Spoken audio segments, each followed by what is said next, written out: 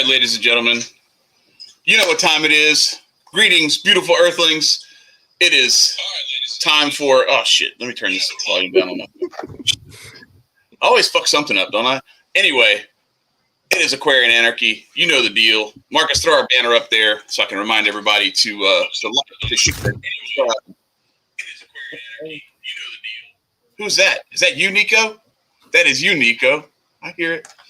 This don't happen often, okay? This does not happen often. Anyway, I'm just going to, so like, share, and subscribe. You know the deal. Go to our Patreon. I'm going to get right to it. We have Olivia Rondeau in the building. We want to thank her for coming on. Olivia, welcome to the chaos that is Aquarian Anarchy. Oh, shit, I had you muted. God. Okay, great. All right. Y'all sabotaged me. Y'all muted my mic. Anyways, thank you so much. I'm so excited. Yeah, we're kind of pumped. Welcome. Yeah, this is appreciate. It's good. I've been watching your stuff for quite a while now, probably for I don't know, a couple of years, I guess. That's so embarrassing. That is literally the worst thing you could have ever told me, because I'm really not proud of my content from like more than like 6 months ago. I just do not recommend it. And the thing is, like, I didn't even realize until I met you in Atlanta. Mm-hmm. I didn't realize, because like somebody brought it up. I didn't realize how young you were. Like, I didn't know you were. What are you? Are you 20? Is that you're 20? Right? God, telling you, man, the future is bright. Getting the youth. The future is bright. We have some young people who already get it and are going to carry the torch well into the future. Hopefully. My children are safe in y'all's hands. You can only do your part. Children are part of the solution too, I hope. Don't put that responsibility on me. I'm just saying. Like, I think I'm making it to where my children are hopefully part of the solution too. So that's what we're trying to do here. Trying to raise some good liberty-minded, self-sufficient folks. Hey, I did my part, man. I put 4 libertarians in the world. I'm good. That's right. So let's start it off. Let's just talk a little bit about give a little introduction to how you kind of came to being where you are. You're in some pretty heavy hitter circles in the liberty movement, and how did that process start? Like, where did you get your first foot in the door to that movement, and how did that come about? Why did you pursue that? It started off as me really not having a place where I could fit in politically, because when I decided to become politically active, I was still in high school, which really wasn't that long ago. It was probably like 3 or 4 years ago when I decided to first, start identifying as more of a conservative, which was really dramatic at the time. I mean, everyone knows the connotations that came with that, especially during the Trump administration, because the kind of conservative that I really aligned myself with wasn't like an old Bush Reagan. It was more of like the Trump Republican, like new, and that was just the worst thing in the world to be. If you're a young person and you're Black and you're a woman, like that was like literally you're a traitor or something. It's just like, it's just awful. And feeling very lonely in school because I was the only person I really knew that felt that way and had the same opinions. I created Twitter. I started putting out content, and then honestly, it kind of hit all at once. I had like 1 or 2 posts go like mega viral back in the Trump days, back in like the Blexit days.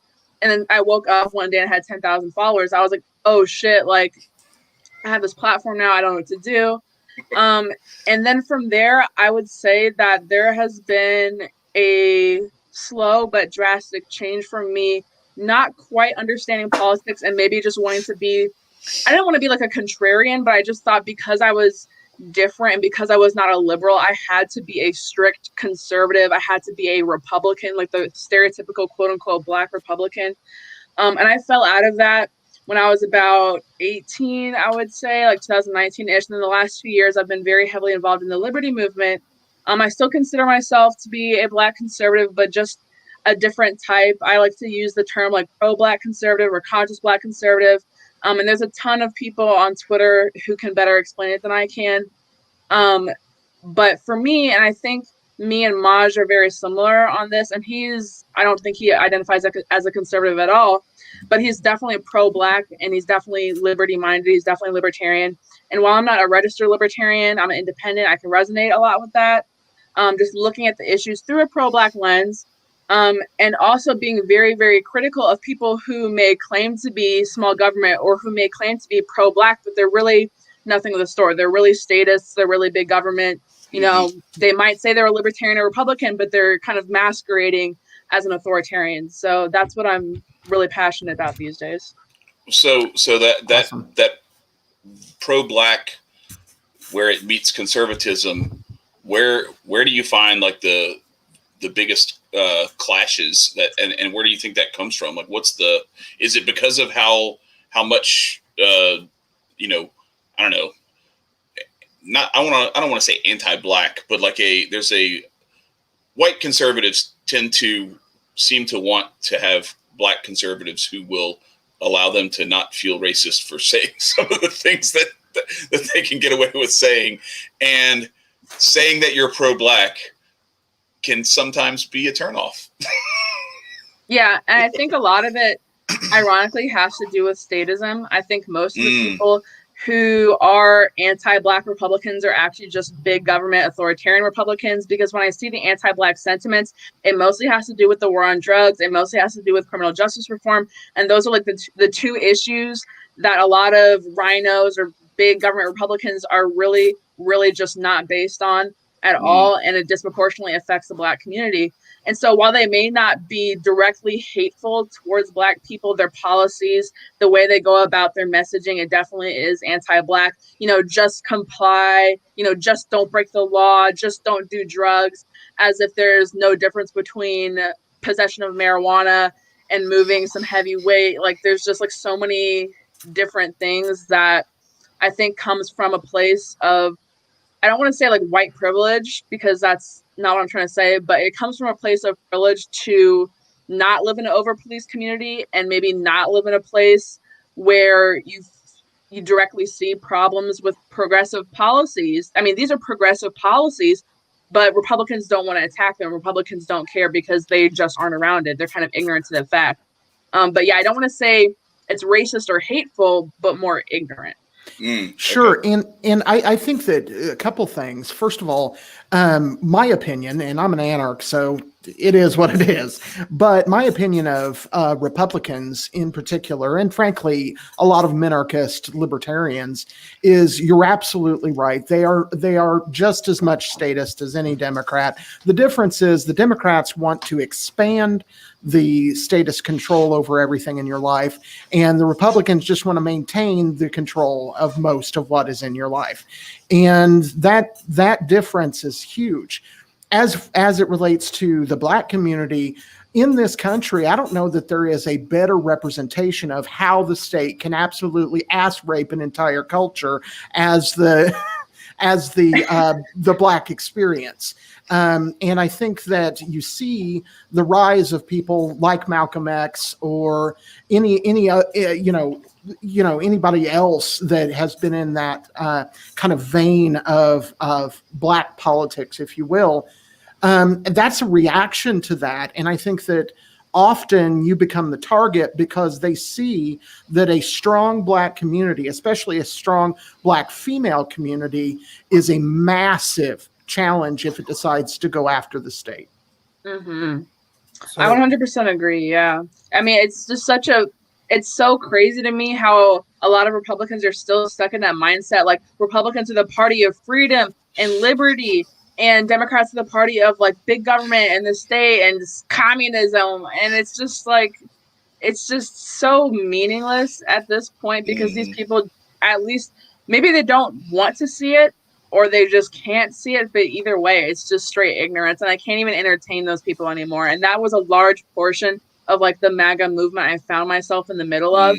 And I still 100% am like, yes, let's make America great. Like, blah, blah, blah, blah. I miss Trump. I miss his tweets, all that. But a huge portion of his voter base is exactly like, just comply, just comply. I mean, I was like one of the only Trump voters I saw talking about the bump stock ban, talking about red flag laws, talking about $100 billion to Israel every goddamn day. It's like, it was insane to me how no one else was paying attention to that. So besides the general anti-blackness and the statism, that was another thing about how they just wouldn't call their own side out, and they wouldn't understand that Republicans are just it's two wings on the same bird, you know? Sure. I think Adam Kokesh said it best when comparing the cops and those kinds of ideas, and the lockstep that the Republican Party does behind police. And in that, when he said red, white, and blue means freedom until they're in your rearview mirror. And the black community suffers from that more than any other community. Nico, you had something? Yeah, no. So were you saying that you were pro-black and conservative? Is there something that came first, or was it something that was just automatically together, that, you know, you've had your history and you were obtaining knowledge while being conservative or gaining the conservative view, or was it something that just like was something separate and then you molded it together? I mean, I definitely was raised to be pro-black. I mean, I was raised by my black father, so it wasn't like a thing where I grew up like I kind of was a self-hating conservative, because I don't want to generalize, but that is I would say a small portion of black conservatives. They kind of maybe have some trauma growing up, whether they grew up in like a majority white or racist town, or maybe they grew up in a white family and like never really kind of learned to appreciate themselves. But that really wasn't the case with me until I hit high school, and I went to a majority white racist high school, and I tried very, very hard to fit in physically. Like I would do my hair like the white girls did, or just try to kind of tone down the blackness. And I know that sounds so stupid because I'm mixed, but I literally went to like the richest, whitest boarding school in Pennsylvania, and I was the one black kid, and I was on an athletic scholarship, so nobody fucking liked me. So I kind of felt a little bit of like internalized like self-hatred, and that was right around the time where this was 2017, so this was like the beginning of the Trump administration, when I started to, you know, become more political. And I really tried hard to separate my self-hatred from being like bullied and for being ostracized for my conservatism, because it put me in a place where I was surrounded by other black conservatives who hated themselves, and other black conservatives who wanted to fit in with white conservatives, and just wanted to be a token. So it definitely was a conscious effort to disconnect myself from that and learn to go back to my pro-black roots, because that's how I was raised. Like I was raised in a black family. Like it wasn't too hard to go back, but it definitely took some unbrainwashing on my part, I guess. So your upbringing. So you said your father's black. Your mom is white, or okay. So what? I guess outside of just the typical conservative liberal, like who people vote for, or you know what TV channels you watch to get your news and stuff like that, what type of I don't know, literature and other things were you exposed to growing up that helped? Because like for a 20-year-old, regardless of what, you know, demographic you come from, for a 20-year-old to like already be like not just grappling with, but like having a firm grasp and starting to like promote the, you know, and spread these ideas of freedom in a way that goes in contrast to what we read in all our school books, you know, is not normal. It's rare. We let's just face it. It's rare. And so I'm curious as to where that came from. I grew up doing a lot of, I don't want to say like it's not like we talked about politics as a household growing up. And it's not even that I grew up in a household of Republicans. Both of my parents voted for Obama. So it wasn't like we grew up in a strictly conservative Republican household. Later on in life, my dad is pretty ultra conservative now, but it wasn't like it wasn't like a political household. But the way I was raised, I think is very conservative in terms of I was raised in the church. I was raised going shooting with my dad all the time. Like I shot guns at like 4 years old. Going fishing, going hunting, self-defense.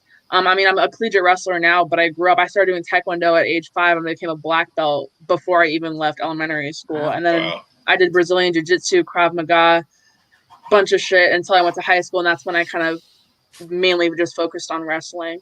But just the way I was raised was very just like family centered and very like hard work ethic, very outdoorsy. I'm not scared of guns. That's another thing that I think sets me apart from a lot of like kids my age who have never touched a gun before, never seen a gun before, unless it's in a movie, stuff like that. And like in terms of like media and stuff I consumed, I think that definitely helped me with being like pro-black, because I don't live in like the blackest neighborhood ever. Like, live in a very diverse place.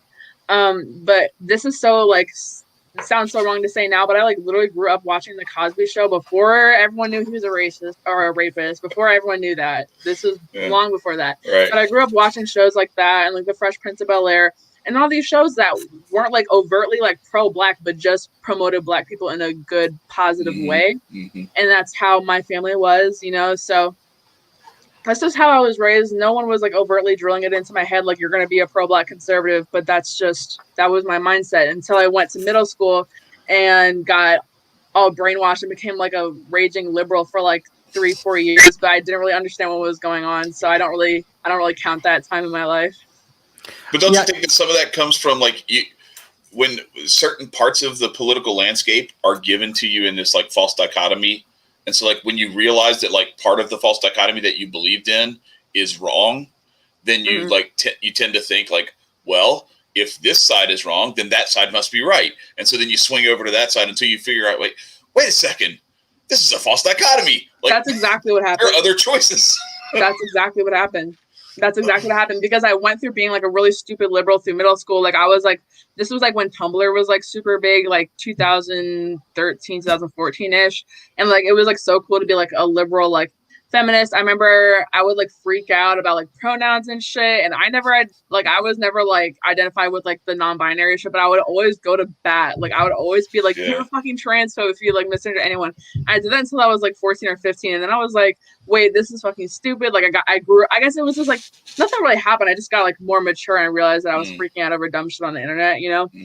But then there was like this heavy swing when like Trump came around and I was like, Trump's a racist. And then my dad was explaining that somebody who he had voted for Obama, that he was going to vote for Trump, and he did not think he was a racist. So that of started me being a conservative. But like you said, I kind of swung completely in the other direction, like straight into like the Turning Point USA brand of conservatives, which was just part of just, I don't know, that's just full of grifters. Like nobody really believes what they actually say, you know?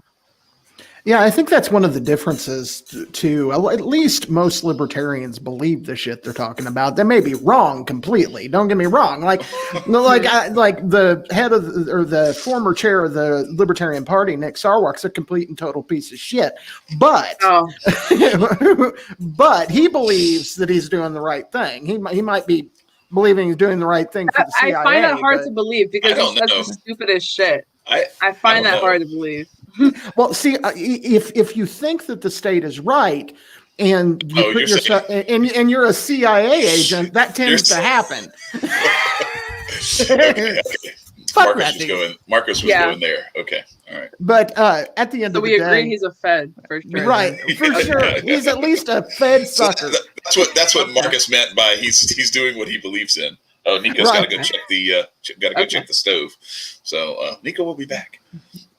But so often when you talk about like things like the Black community and things like that, when we have someone who has African descent, if you will, and for me, I think that it is a good thing to have voices like yours coming out. But what I particularly find interesting is you are the triumvirate of you shouldn't be thinking about this shit according to culture. I know. It's so funny. It's literally so funny. It's so funny because I'm like almost, I don't want to say I'm like a closeted conservative, because if someone asks me, I'll definitely, share my political opinions, but definitely like a more toned down sense. Like I won't just start going like, and the Federal Reserve. Like I'll be like, I have some feelings about capitalism. Maybe, I don't know. I like the Constitution. Like that's what I'll tell people.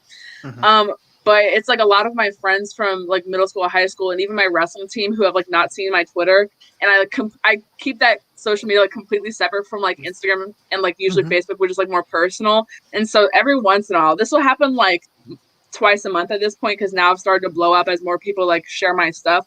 But I'll get like random DMs from people I haven't talked to in years, sending me pictures or like screenshots of me in some video and be like, "Is this you? Like, when are you gonna tell me you're conservative? Like, this is like how." I had some person send me a screenshot of literally, what was it? Oh, it was this of the Solutionary Summit video, and it's like me and Sharice like clapping in the front row or something, and somebody saw that, sent me a screenshot. It was like, "Why are you at this rally? Like, why are you here?" And I was like, "This is who I've been." But do you even know, like, do those people even know what the it. Solutionary Summit was? Because if they did, if they were paying attention, like, it was some crazy we're like giving all kind of it hell was to like the some GOP. crazy anti-gun person. It wasn't even like a stereotypical like neoliberal. It was like a crazy anti-gun person. Okay. And I was just like, I have always been pro-gun. Even when I went through my liberal phase, because I grew up shooting guns, that was never on the table. I never compromised on that.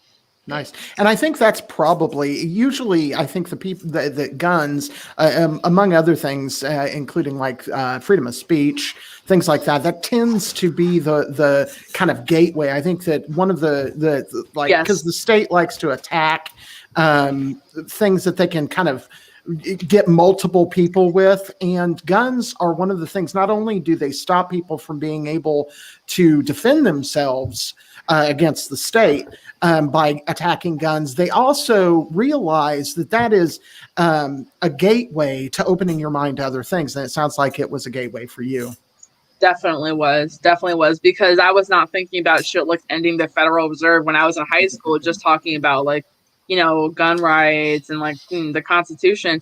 But as you said, it's a gateway. It led me to follow like people who already spoke about that shit, like Maj, because I found Black Guns Matter, you know, a few years ago. But then I saw on Maj's Twitter, he was talking about all this libertarian shit. So guns was definitely a gateway for me into like libertarian shit. Sure. Do you own any?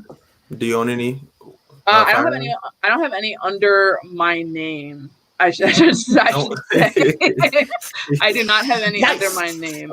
I grew up with guns in the house as long as I can remember. I've shot guns very frequently. Last time it's actually been a minute. Last time was probably like October, November. So I don't technically have one. There's a bunch of shit. It's just so hard to get one in Maryland, and I'm also still under 21, so I can't even get a handgun, which is my preference for like personal protection, you know, just to have it in my purse, but I can't even get that shit. So I have been looking into actually like going through the formal process of getting a rifle or something, because I'm only 20, but it's just so long and it's so expensive. It makes me kind of backwards though. Like you can get a fire. Granted, it's like more concealable, but like a pistol is, I mean, as lethal, but not as lethal as like a rifle. Like, oh no, for sure. I didn't even grow up shooting handguns. I really just think it would be the most convenient option for me. And my mom has this 38, and I just want the same exact one. I just want the same exact one as my mom has, because I like practicing it for self-defense, and I just want the same gun my mom has. But yeah, I've shot a multitude of rifles and shotguns before, and I think that for home defense, it's definitely great. But I want to have something I can like take with me. Sure. Yeah, I was talking to somebody one time. He was like, "No, man, you don't want a 38." He's like, when we do training and stuff, we pry those bullets out of the 2x4s. They don't even go through the 2x4s. I was like, yeah, if I'm in my house, I got kids. I don't want it to go through the 2x4s. Exactly. I just want to take out whoever is a threat. Right, and like I'm thinking about putting it in my purse, and I'm like in a dark alley, like it's gonna go through a body. I don't care. It's gonna go through a body. And also, I have my eyes set on. I have this in like my shopping cart online. I have my eyes set on this pink 38, and I'm gonna fucking get it. So I'm gonna pull it on one day. See, you and I do have a little bit of a difference there. You're going, okay, I got to go through the process. Now, don't get me wrong. Training is the thing. You got to get a bunch of training. Me, when I'm thinking, I think I need to get a gun. I'm like, okay, who will buy a gun and then I can buy it off of them? You know, I know. Like, I know it's illegal, but you want some dirty bullets, huh, Marcus? At the end of the day, I mean, guns aren't necessarily clean unless you keep them clean. And it's like, it's only used for protection. It's very sad nowadays that we see a form of protection as like a evil. Like my grandmother would have a fit if she would have saw like my paintball gun just like lying around. It looks like a rifle, but it's a paintball gun. She would have a heart attack. And I don't know, it might be in black families or maybe just my family, but like we demonize guns, but it's so popular amongst our community. Yeah, and again, that comes back to, I think that they're afraid. I mean, can you imagine that? I just watched today Olivia's interview with Magnus, and they talked about them targeting the Black Panthers in California with Ronald Reagan, and they are so terrified of a black community that is armed. The thing is, I love my Hotep brothers and sisters. I do. I love you. But if the people in the echelons of power don't see the threat that is amassing at the doorstep, they're stupid. And we need to get just as organized as they are. I will sit in that trench with anybody. I don't care if they're gay. I don't care if they're black. I don't care if they're a woman. If they're defending my ass, I am with them. And that's all that matters. I don't know about, this is just anecdotal. I don't know about a lot of anti-gun sentiment in black families because mine has always been very pro-gun. My dad was actually the person that got my mom into shooting. Like, she didn't grow up shooting at all. And my dad and my grandfather are gun owners. Both are military veterans, and both are born and raised in Detroit. They've been around gun violence. It's nothing like they were scared of. But that's just anecdotal. I don't know about everybody else. I would also like to point out, I'm in Chicago, and gangs are very prevalent. And being from the South, I'm not trying to make any assumptions, but in the South, I would see guns a lot more, fluent amongst the bodies of the people, opposed to being out here. It's most definitely dirty. It's more so dirty. That makes sense. Yeah. I think, though, talking about like gang violence stuff, one of the things I find amusing is that, I more or less went to high school and grew up in the middle of rural America here in Indiana. And, I hung out with a bunch of people that got guns together, did a bunch of mischief, did a bunch of bullshit, broke into places, did a bunch of shit, and called them a gang. They called them hillbillies.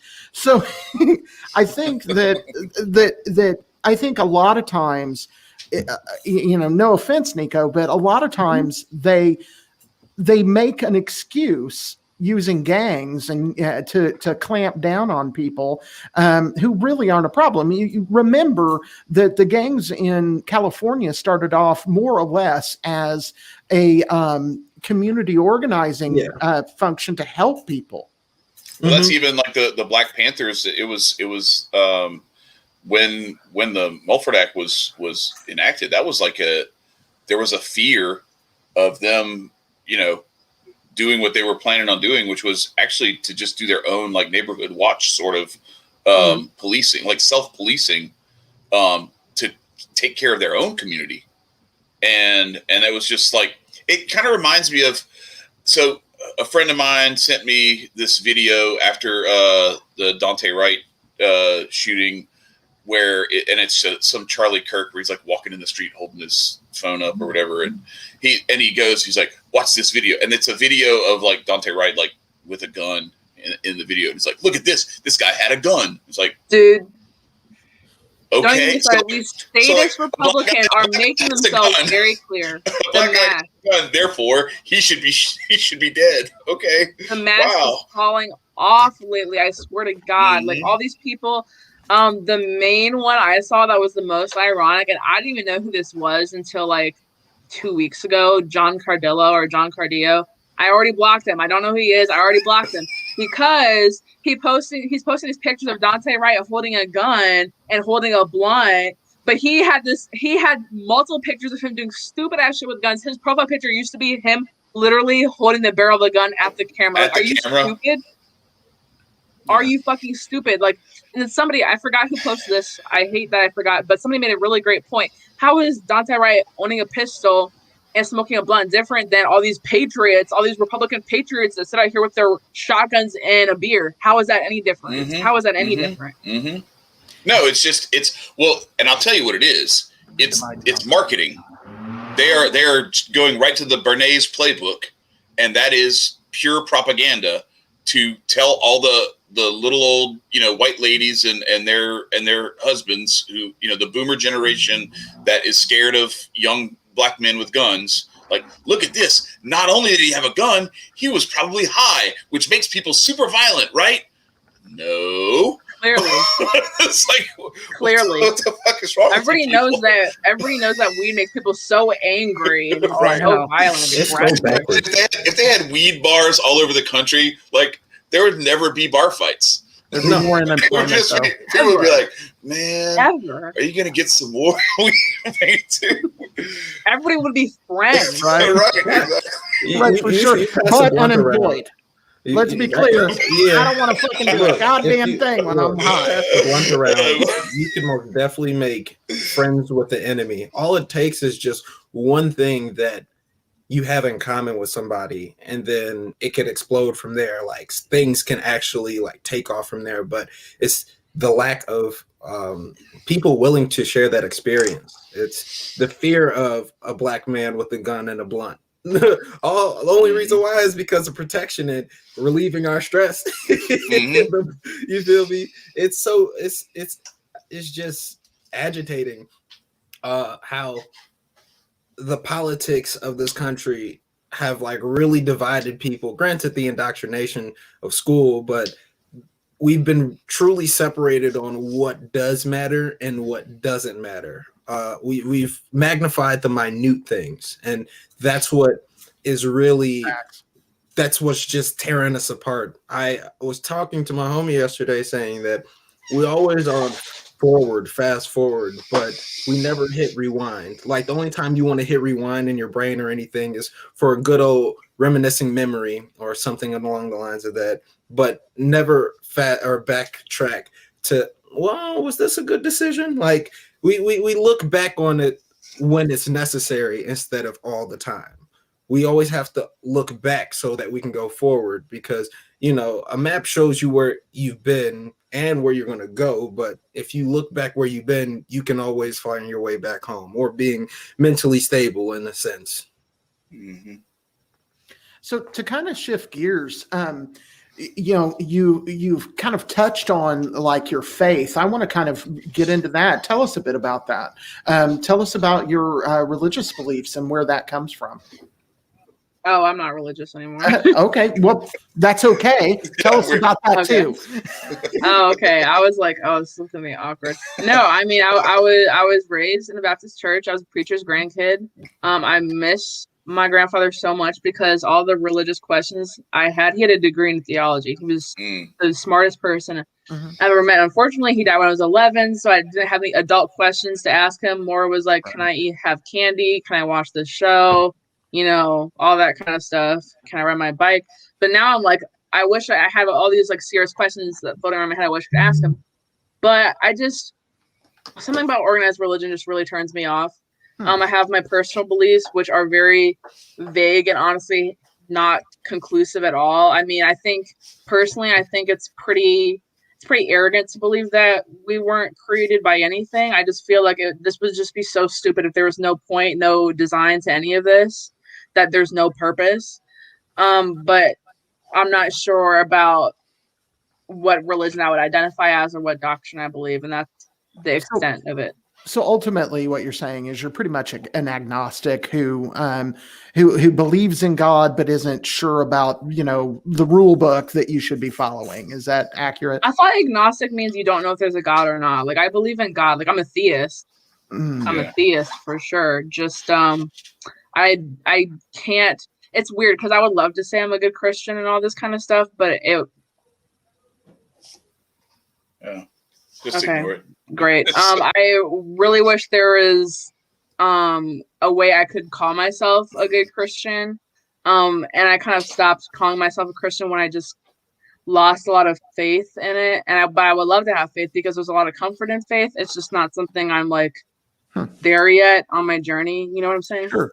The reason I ask is because it's actually my faith that brought me to my beliefs. Now, you probably don't know this because I'm guessing you don't watch Korean Anarchy every Wednesday, but I practice voodoo, and my faith brought me to freedom. It was the teachings of Aleister Crowley, who called himself the Beast 666, that taught me that the individual is the mode of society that should be the head of society. So I came to my beliefs through a religious experience that brought me here. Now, that being said, I also think Christ is a really cool dude. and I think that any religion, and I would call myself a deist, which means that I believe there is a God and I don't think he's much involved. I think that there are spirits that are more involved. But I find that people of faith, such as Thomas Jefferson, who was also a deist, informs their understanding of freedom, and so that's why I was asking. Mm-hmm. Just to give you that. Okay, yeah, that's interesting because that's part of my problem with Christianity is because you get so many conflicting things. Like whenever something bad happens, everyone's like, it's part of God's plan. He wanted this to happen. He planned it. Something good is going to come after this. But it's also a thing where we're saying this about very, very small things. Like, okay, it's like, oh, like I've said, like, back when I was more religious, I would say like, thank you God, like if I won like a wrestling match. But I'm like, also like, well, he didn't end slavery. I really doubt he gives a fuck about my wrestling match. So I'm like, I would feel really, really awful if God was out here helping me with my wrestling match, but not helping like starving people in Africa. So I really want to believe that he's just not involved, because why would you help me when there's like people who are having the worst day of their lives right now? So I kind of would like to believe that if he is so all-knowing and all-powerful, then he is just leaving us alone. You know what I mean? Because I just feel like it would be very cruel to just step in wherever you feel like it and not, stop pain and suffering. So it's that contrast of like, free will versus determinism. And then having, I want to touch on, like, you said the thing about like that there has to be some sort of creativity or design behind this. One of the metaphors that really like impacted me was a guy that Marcus and I were talking about a couple of weeks ago, Peter Kraft. He said that it's like, imagine you're on a plane and the captain comes over and he says, listen, there's no pilot for this plane, but don't worry, we have a computer that's going to pilot the plane. And the computer was programmed by the keyboard was left out in a field, and hail like just rained down on it and banged the keys, and that's how it's programmed to fly. Like just this like sort of chaotic, it's completely random. Yeah. Like and he's like, so how comfortable would you feel about that? Well, think about how your brain came to be. Do you trust your brain now if you think it's all just chaos and randomness that made your brain the way that it is? Or is it possible that there's something a little more sophisticated and a little more intelligent? A little more intelligent that gave you the ability to think and made your brain what it is and made the whole circulatory system and everything else. Because it seems weird for it to be just completely random and not have some level of design. It just sounds so stupid. Like, are you like? I guess if you think about God, it sounds so stupid to atheists. But when atheists try to tell me like two atoms crashed against each other and exploded, and now we exist, like that doesn't make sense either. That sounds even more stupid. That sounds even more stupid. Richard Dawkins said that there's no God, and that the way that life got to Earth was possibly on the backs of crystals, and that maybe it was an alien intelligence. And I'm like, so who fucking created the alien intelligence? There is a God, but it's just somebody from a different planet. Like, come on. But who created the aliens? That's the thing. Like, I still go back to like the first cause. Like, how do you like the aliens just like spontaneously generated themselves? What happened? Anyway. Yeah, that's why I say it's like kind of arrogant to believe that we are here for no reason, that nobody is smart enough to create us. Because when you really think about it, when you really look around, and I do this a lot. I go on hikes all the time, like 3-4 times a week, because it's very calming to me. And I like looking at what I think are creations, like divine design creations. It just seems so stupid to look at even a tiny organism, like a tadpole or a fish or a tiny little plant, and be like, there was no design for this, because look how perfectly it doesn't need any help to survive. It can just do all this on its own and function in the ecosystem on its own. It's but it's very, very specific. Like if one thing is off in the ecosystem, it could all fall apart. That's how I know it's like designed. You know what I mean? It just seems so stupid to believe that it's completely random coincidence, you know? Have you ever thought about looking into other religions, not necessarily to transfer or what the fuck is the word? Go to that. Convert. There you go. Yeah. Yes, I have. Yeah. But when I was starting to question certain aspects of Christianity, especially like, you know, accepting Jesus and you go to heaven, but if you don't accept Jesus, you go to hell. I was just like, that's kind of fishy. I don't know even like, and this was after I'd already been baptized and everything, because like this was a point in time where I was like, I've accepted Jesus, I want to go to heaven. But I was just like, what if you had never heard about Jesus before? Like, would God create people that he knew were never going to hear of Jesus and send them straight to hell? That just sounded so awful and barbaric. So I started looking into Judaism a lot, actually, for like probably 6 months. I looked at different things. I looked at Messianic Jews. I looked at Reformed Jews. And it really interests me. I never like you said, I never converted or never like really put my faith into it, but it was another religion that interested me. Everything else, I definitely haven't looked into voodoo. I'm not saying I wouldn't. Most people don't. Never something I've researched before. Don't trip over that. What is it? Do you think that well, when you go out into your hike, I've most definitely, and this is an interview about you, but when you go out to your hike, one thing that I've noticed is since everything's an ecosystem and everything is so nurturing that possibly our God is the ecosystem, like it's a dichotomy. You like nature's number one, and then the ecosystem falls underneath it. So it's like you follow suit because there's a design and there's a damn it, why am I losing these words? There's a circle or a current that follows suit. So I would just say next time you go out into nature, possibly ponder on that. You don't necessarily have to like ingest it as in, oh, well, yeah, this is my God, but it's something to expand your brain upon instead of it just being, you know, books telling you about God. It's definitely interesting because a lot of Christians, people, all religions will say that, you know, God is everywhere. God is love. When I think about nature, it's definitely everywhere. Nurture is similar to love and nature is nurture. So that does resonate with me. But I also, on a level, and maybe this is just my Christian upbringing and maybe me trying to get back to that, because I do go to church on occasion just to, I don't know, I go to different churches a lot. Just, yeah, worship is good. Church is good. A lot of good people go to church. And sometimes I feel like, you know, I do want to have faith in something. I don't want to feel confused all the time, because that's what not being religious is not having answers. And at least people who are religious, they feel like they have answers. But on some level, I do feel like God is even bigger than that, because I think of stuff about space all the time. And I'm just like, holy shit, there's probably other beings out there in space. I also think it's arrogant to believe that this tiny little speck of dust in this massive universe are the only people out here. So I feel like it's bigger than the ecosystem. No, I didn't want to like just bring it down to space, because in my little cuckoo head, I believe that this earth is just a cell.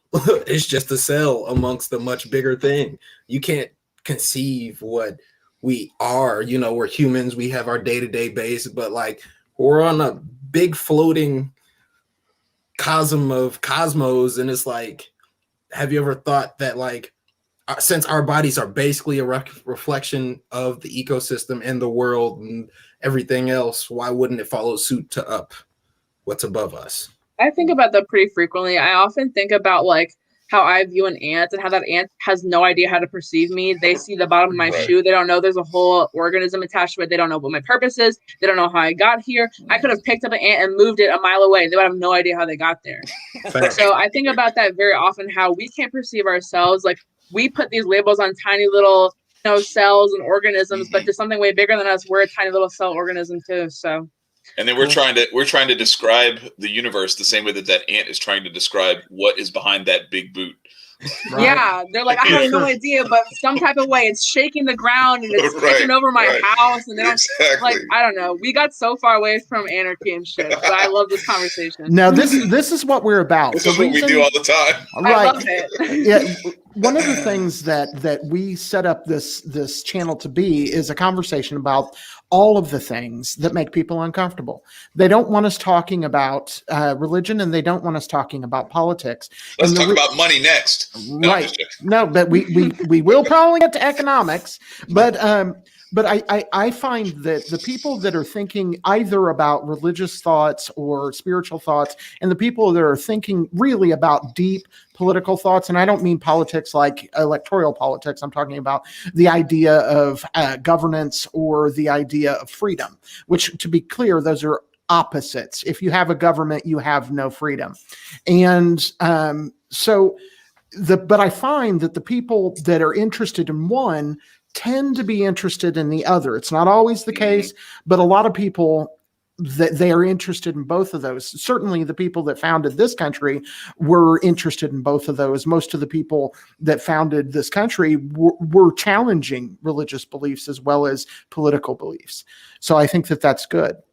So, Chad, where do you think you would like to take our lovely guest next? Oh, shit. All right. Well, I was going to hold off on that, but let's do this. She kind of knows. I gave her a little bit of a preview. I'm just very, very frightened. I'm very, very. You don't scared. have to be frightened. You just have to close your eyes at the right moment. All right. So I'm going to start off. I'm going to start off with. So, audience, get ready. Get ready. I don't know what this is. I don't endorse this. I don't know what this is. For anyone watching. I don't know what this is. I don't know what this is. She knows a little bit. I did not approve. She has a hint. You did approve it. Anyway. I approved you asked me to use a wrestling clip. I have no idea what you used it for. Right. So here we go. So Nico, you have never seen this before, and Olivia has never seen what the thing that's coming after this. But I just want because this is a unique opportunity here. So I think this is like 3 or 4 years ago or something like that. So we're just gonna roll tape. Here we go. Okay.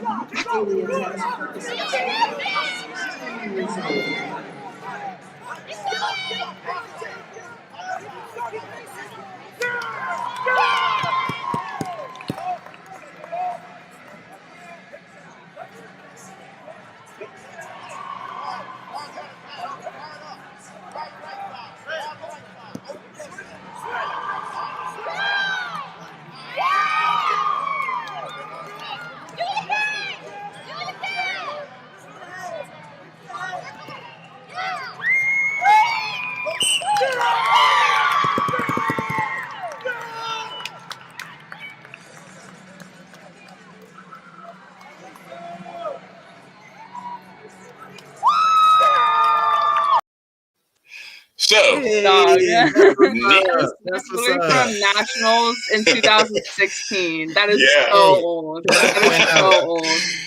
For people who don't watch wrestling, she was on Flow Wrestling, and that is like one of the hottest fucking wrestling channels that are out there. She's goated, most definitely goated.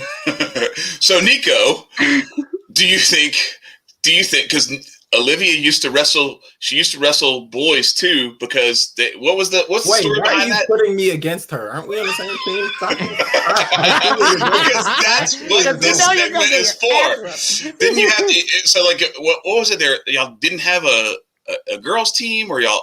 Maryland does not have sanctioned girls wrestling. So a big state like Texas and New York, they have enough interest, so they have sanctioned girls wrestling, which means in a high school and youth leagues they have separate teams for girls and boys. Maryland is a really small state. Now they are looking at sanctioning it, and recently after I graduated high school, they did make a girls only Maryland state tournament connected to the high schools, because I was competing as there was like basically club state tournaments for girls, not connected to the high schools at all. But they still don't have girls teams here. But yeah, so I started wrestling when I was a freshman in high school, just kind of on a whim. I really didn't want to play basketball. That was the only other winter sport that I had any kind of interest in. And so, I went in. At first, I saw a couple girls in the meeting. Then I realized they were all managers. And I was like, holy shit, is there not like a girls team, or like at least like a girls squad, or like anybody? And no. And that video is actually about 7 or 8 months after I started wrestling for the first time is when I went to my first national tournament. Damn. So I feel like wrestling against boys just made me like the fucking Terminator to girls, because I'm not even trying to be like cocky, but it's just like so different going from wrestling boys all the time to wrestling girls that it was just way easier. You know what I'm saying? So that's the backstory. What part of wrestling really changed you? Because it's majority of a mental game than it is a physical. Where has it brought you from, like from beginning, and at the end of it, where do you perceive things now? It definitely changed I think it changed my entire personality, to be honest. Multiple people who knew me before and after I started wrestling are just like, you're a completely different person. I was so unpopular. I was like the ugly duckling growing up. Nobody liked me. I got bullied constantly. Just for everything, not even like a race thing, just like for everything. Like I was just very unpopular and very awkward. I went through like puberty like way before everyone else, and I was like super tall and just like really awkward. Like I just had nothing, just I was just like the lowest self-esteem possible for like a teenage girl at the time. And I started wrestling, and it was so hard to walk into a room full of guys every day. I was a freshman, like a bunch of senior guys who had been wrestling since they were 3 years old, because Maryland is a pretty big wrestling state for dudes like that. It is. And it was just so difficult to walk into practice every day, get my ass handed to me by these guys who were older than me, stronger than me. And I did that every day for years. And just putting yourself through that, you will not be scared of walking into any room. You know, I just carry myself in a much different way now. And I feel like it translated into my political ideology, because when I started becoming political was after I started, winning tournaments in wrestling and just being like, well, are you going to beat me up for saying it? Clearly you can't. So I'm just going to say it. Like nobody wanted to bully me anymore. No one had shit to say anymore. And it was crazy because I was not popular in high school. Like I didn't have like a ton of friends, but everyone knew who I was, because I was that one bitch on the wrestling team that everyone either hated or loved. But like it was just like there was a respect that I started to command after I started wrestling that I've never lost. So that's love. That's the best thing that happened to me, honestly. That's what's up. So before I think you're absolutely onto something. I do have one question before we bring Nico on, but my question is: do you think that boost of confidence was particular to wrestling, or do you think that other sports tend to do that as well? Combat sports, for sure. There's something about wrestling, because people would always talk about how, football's harder, basketball's harder, especially in high school. And in college now, everyone is always comparing the varsity sports to each other, like, the wrestling team is harder, or like the football is like a harder. Right. That's not the case. It's an individual sport. There's no one to blame on a win or a loss besides yourself. Nice. You are the only person out there. You are the person that represents your whole school, your whole team when you go on that mat. It's just you. You can't blame it on anybody else. And you're on an island, on a spotlight. By yourself. Accountability is the biggest. It's so personal. It's so personal. You have to weigh in front of everybody. They call your name. They call your weight. You run out to the middle. You shake hands. You either get your hand raised or you get your hand lowered. And everyone's looking at you. Facts. And that's the case for other sports, boxing, jiu-jitsu, taekwondo. But those sports aren't, scholastic sports. They're not collegiate sports typically. So in terms of sports that, varsity sports that you can actually like sign up for and play in school, wrestling is definitely, I think it's the hardest sport. It's the best sport for that. I love that sport. That sport is most definitely something that I do prescribe to kids so that they don't get a participation medal. It's like accountability is what you have to do. Yeah, you have to do the work. You have to do the work. That's it. It's that simple. Mm-hmm. All right, go ahead and embarrass me, Chad. That said, since you've wrestled dudes before, do you think you could whip this skinny motherfucker's ass? Hey.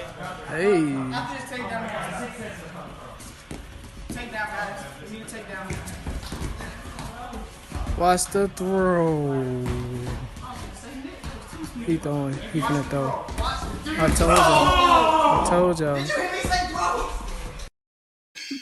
And would you pump your fist? Oh, because I'm fucking with you, Nico, man. Come on, buddy. Nice. You know this is gonna go.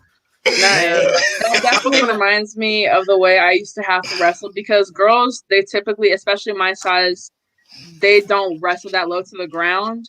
And that's another way I've had the upper hand on females, because for females, like the weight classes are so different. I'm considered a heavyweight in female wrestling, but it's like 100 pounds less than what's the male heavyweight. It's like 285. It's like way, way, way less.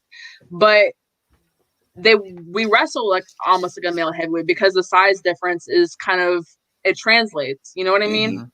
But growing up in high school, I was wrestling like 152, 162, and those guys are like pretty tall and slim, and they would crouch really low and like wrestle exactly like how Nico is wrestling, almost like a spider monkey, like kind of really long with like limbs, and they would reach for the ankles and they would shoot. And heavyweights don't shoot. If you follow wrestling, heavyweights typically don't shoot. But I had to learn how to, and now I'm like one of the only female heavyweights that can actually shoot and can actually move quickly and on the ground like that, because these girls from big states where female wrestling is super big, California, New York, Texas, they can't wrestle like that because they've never had to deal with people wrestling them like that. They deal with female wrestlers. They do a lot of judo. They do a lot of standing shots. They do a lot of snatches, things like that, which I utilize very often because I'm also very tall, like compared to a lot of female wrestlers, because wrestling is like a very short sport. And if you're above like 5'4" as a female wrestler, you're like tall. Like, so those were just things I adapted to that gave me the advantage, you know, wrestling females. That's Nice. Yeah, I saw in that match you were like that girl tried to go after your she tried to go low on you and you just kind of threw your hips down. Yeah, sprawl. And That's another thing that I've been good at, because boys have these really explosive shots because they're so low to the ground. But I've always had really wide and really strong hips that I can just kind of slam down into whoever's trying to get to my legs. So that's another advantage, I guess. Nice. Olivia, was that a folk style match or freestyle? That was freestyle. That was Fargo Nationals. If you heard of I it. know Fargo. Yeah, I don't even know if I've told these guys this before, but I wrestled in middle school and was quite good. Took first in the state in 8th grade. But yeah, right. And so I wrestled too, and but I had the kind of the opposite thing. I was a heavyweight. I was a fat ass, and I was short. And I was going to say, they let garden gnomes wrestle. Right, exactly. But Marcus knows I love him. But I actually learned. Most of my friends were much more skinny and thinner, and so I was practicing at home with them. So I learned very similar things. I learned that spider monkey thing you're talking about myself, and when you put that on a fat guy, oh my god, they don't know what the fuck to do. They don't know what the fuck to do. Right, it's the best. It's really the best, and people, and even I train with guys very frequently still too, because being a female heavyweight, there's just not a lot of girls who are that tall, that muscular, carry that much weight. So I end up wrestling a lot of dudes on my college team. Like literally my coach will be like, okay, Olivia, you train with the boys today. Like everyone else, you're on this side of the mat. And so I'm still very, very used to wrestling like that, wrestling guys who are taller and lankier and skinnier than I am. And it makes a world of a difference. It makes a world of a difference. And they're so confused, especially when I wrestle a new guy, you know, like a freshman or someone who's just dropping in for a practice. They think they're going to shoot on me and just like knock me over because I'm like shorter and fatter than them. No, you will not. I have these hips. I'm going to sprawl on your ass. So no, you just like took control of that. When she tried to do that, it was like you just owned her after that. I can't believe you chose like the oldest video of me. It was in the middle of the night. I had a really rough week with like work stuff. Like, it was really busy, and so like I wanted to do this thing like the whole week, and I got to the point where I was like, oh shit, I still haven't done the video for, like, I had Nico's video. He sent it to me like a year and a half ago or something like that. Yeah. Or about a year ago. Yeah. And so I just went looking, and I was like, all right, this is the one that had, because there was some other stuff where like it was like somebody was commentating, or like what, there was one where like you were talking over it, and like it was like B-roll and stuff. So I was like, I'm sorry. It was laziness. It was laziness on my part, because I found one that worked, and I've been much improved. Like I said, that was like 7 months into my wrestling career. I was 15 in that video. I didn't realize it was that young in your career. I didn't realize you had started that recently. So I knew that it was like 4 years old, but I didn't know it was that. And people ask me all the time, like, did your dad wrestle? And like, no, I'm the only person in my family that wrestles. I started as I was already in high school. I thought it was okay because you whipped their ass, so I thought it was a good video. I know, but like when I look at the technique in that video, I always cringe, and then when I look at my reaction is because that was the finals match for third place, and I had just won, so that if you place top 3 at Fargo Nationals, you're on Team USA. So that was like my reaction to being on Team USA. Yeah. But still, that's so corny because now I've been trained to like very blank face, win or lose. Like you're not supposed. I don't show emotion. No and stuff emotion. like that. You leave it on the mat. Yeah, exactly. Yeah, I was like, damn, it looked like she was about to cry or something like that. Like you were really like you were pumped. Yeah, there's a couple videos out there like that where like there's one where it's a finals match at Junior Olympics and I won, and I'm pretty sure I might have cried in that one. But then like by the time Super 32 was like the biggest high school tournament in the country. I'm not sure, but I won that the first year they allowed girls into Super 32. I won that, and that was the first tournament I had like a blank face. I was like, and that tournament is great because they give you a belt, not a medal. They give you a whole big ass like they don't show belt. no love. They don't show no love with the congratulations. So I want to ask you if you're going to go into professional wrestling, like some people have asked you, because I'm not stupid. Chad, you get no love. You get no love in there. Chad, I will literally leave. I said I'm not going to do it. I said I'm not going to do it. I was actually throwing shit at the people who were stupid enough to ask you that. It's like, bro, it's like seriously just it's so insulting. It's so insulting. I have no problem with people who do it, but stop calling it wrestling. It's not wrestling. Because half my family in Detroit, they still think I do WWE because they like don't know what it is. They're like, oh, like get it, cousin. You throwing those chairs? No, it's like a real sport. It's a real sport. I really hate it. There's like rules and shit that are like they actually follow. And it's not a performance, and you can't like hurt the referee, and you don't wear a sparkly leotard. You wear a very boring colored leotard. Different, completely different. So Chad, do you think it's time to bring her into the chamber yet?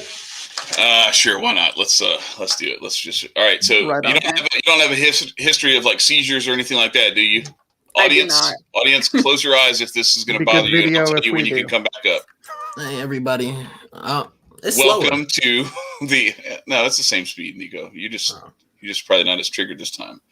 This is the Aquarian Anarchy. Don't stare. That's all I could come up with. You have entered into the Aquarian Anarchy Indoctrination Chamber. I thought you were actually going to hypnotise me. Where we will either discover that you were already an anarch before we started this, or that we have made you one. There's no other choice. That's it.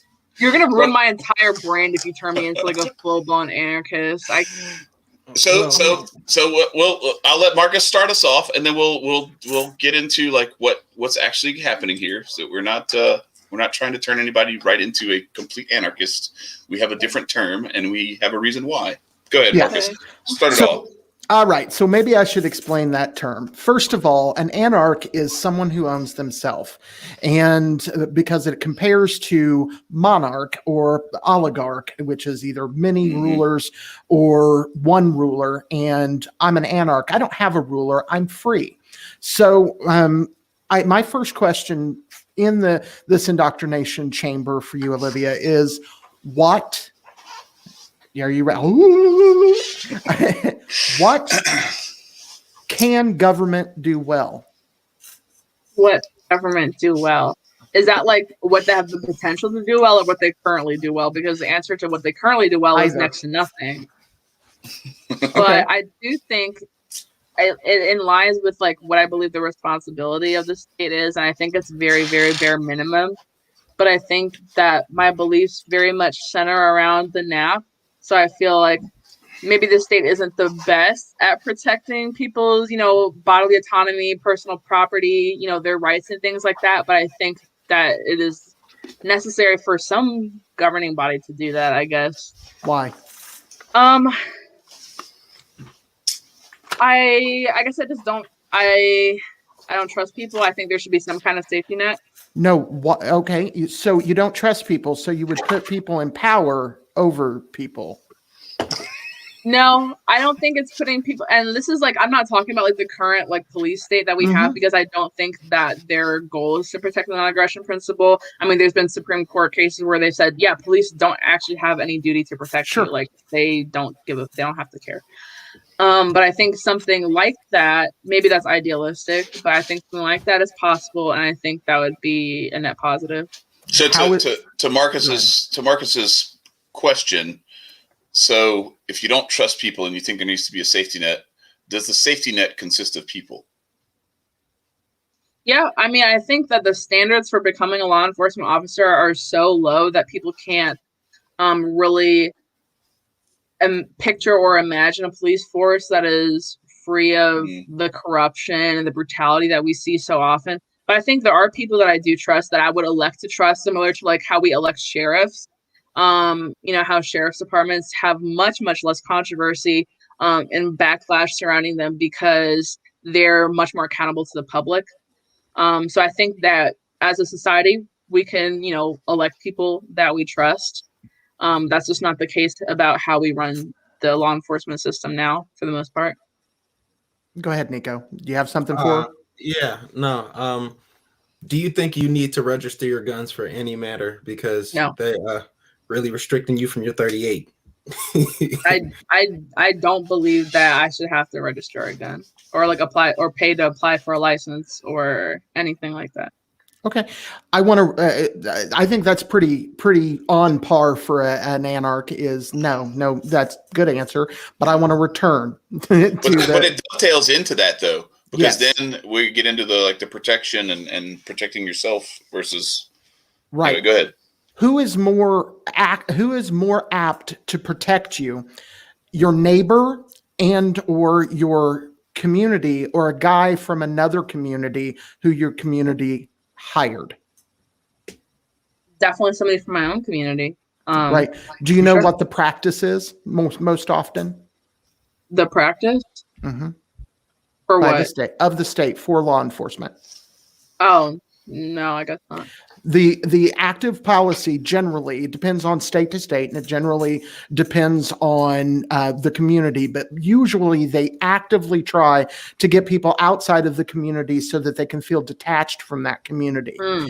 And the argument that I would make against using the state for anything, frankly, but for the particular goal of law enforcement or protecting the community, the state actually takes that apart. And the reason that it takes it apart and breaks it down instead of enlarging it is because it seeks to protect itself. The state will always protect itself. It is the first thing. It's the first line of defense. You can see that in our current system. You can see that in every system that has ever existed that calls itself a state. It protects itself first and the people second.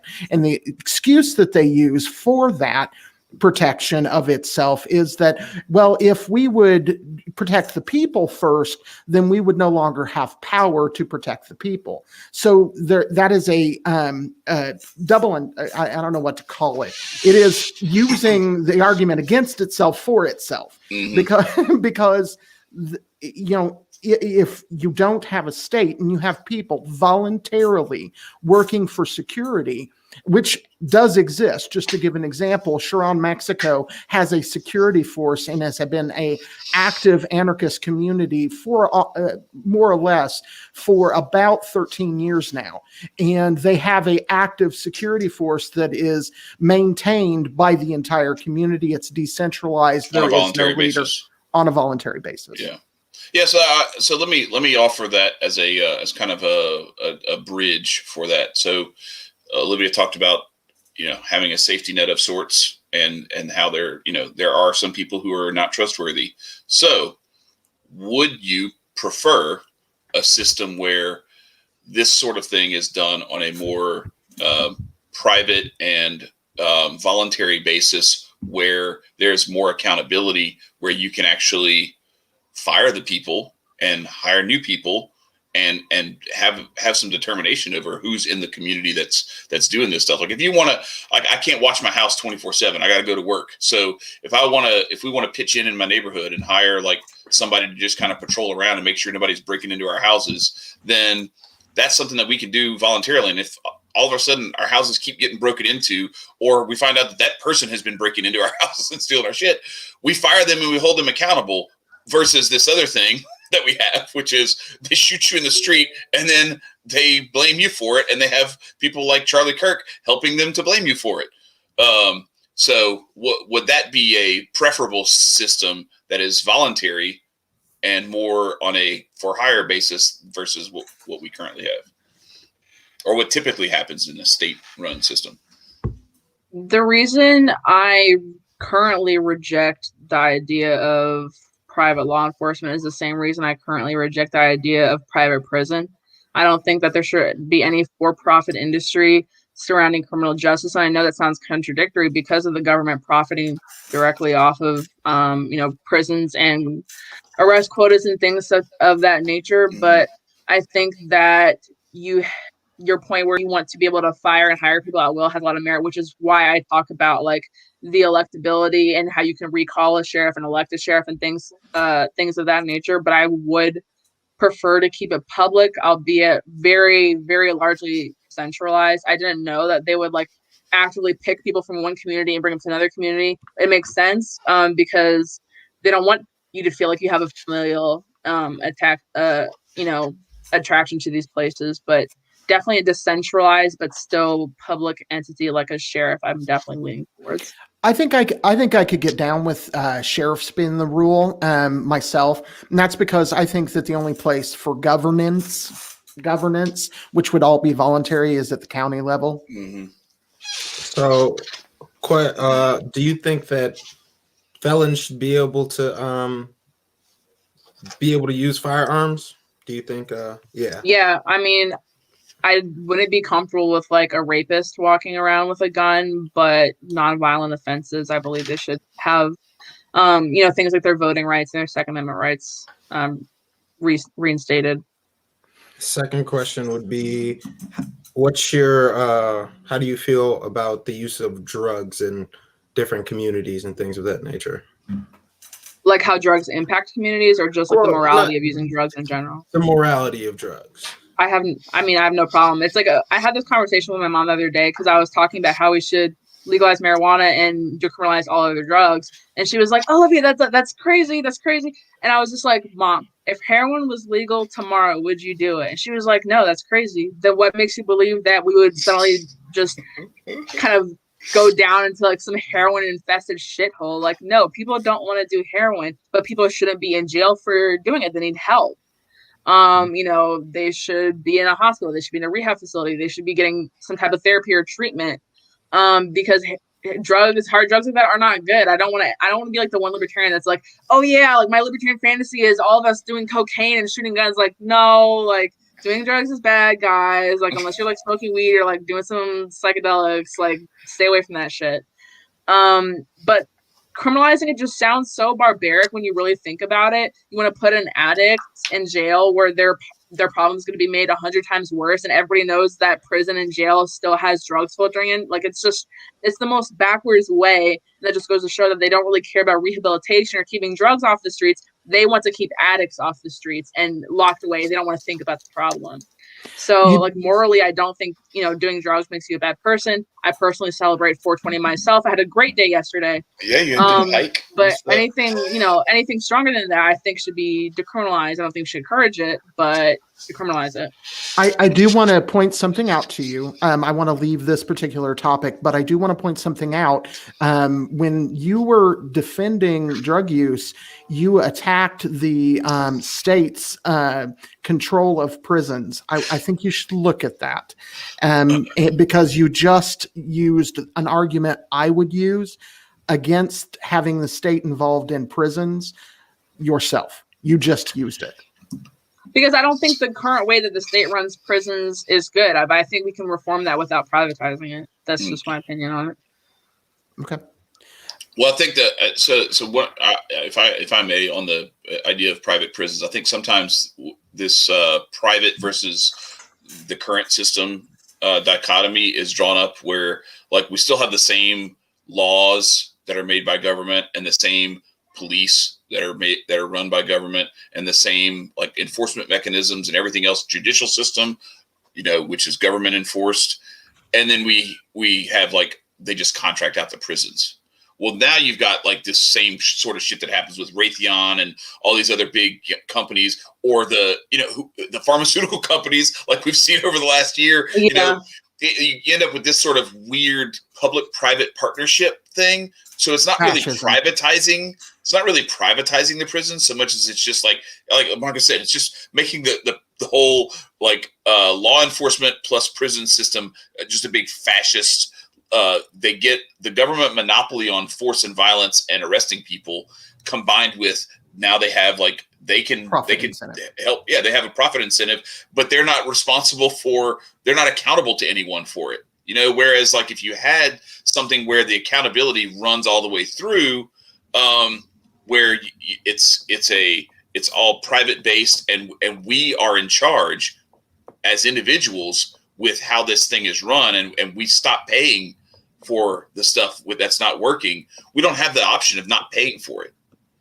And it was funny too. They were talking about I think it was it on your show with Magnus, where they were talking about some of these cops not going to certain communities anymore, like they're not going to respond for certain communities.